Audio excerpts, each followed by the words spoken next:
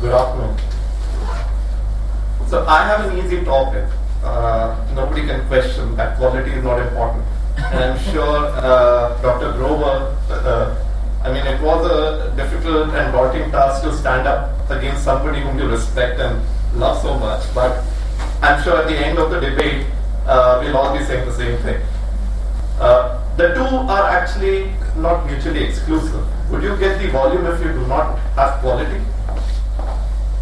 Why should this to us with these broken glasses, aphakia in one eye and mature cataract in the other eye deserve any less?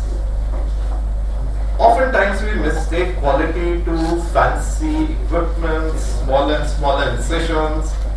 You need crores of equipment, and oftentimes this is what we refer to as quality. Quality is doing the right thing, the right way, and right away. And all she probably needs is an aphakia in the other eye with proper glasses.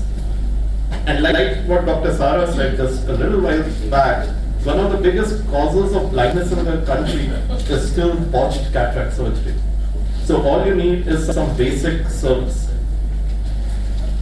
And quality is the product that should meet one's requirement. And that includes, the most important is safety. Are you safe? Are you patient-centric? How effective is your service? How efficient are you? Timeliness, and then equity. This is what encompasses quality. Oftentimes, this is how you see hospitals. This is just outside an operation theater. This is how the electrical suppliers, one of the hospitals we visited. These are the corridors. This is how the theater pre-op room is. And although you have fancy equipment and a nice, beautiful microscope, but this is how the theater looks like. And it's important to develop a culture of safety. You should have the value of openness, sharing success and failure, caring for the patients. You should expect human error and reduce the impact. Safety is paramount. That should be a subset of quality. And there should be effective reporting and learning. And to do that, you need all these dimensions. Of course, the most critical being safety. You should have an infection control, training of physicians and nursing, security, environment services, risk management. You should be above the law, and medical equipment and facility management. Hospitals need to create a culture of quality in which the inevitability of human error is acknowledged and the pursuit of safety emphasizes improving the system.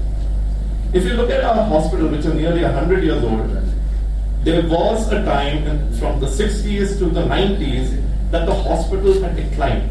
And why? Because there was a lack of quality focus.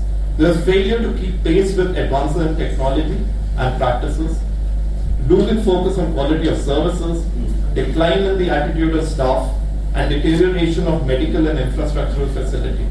And although a famous eye hospital in North India that did volumes of surgery could not sustain it because of poor quality, and was on the verge of closing down.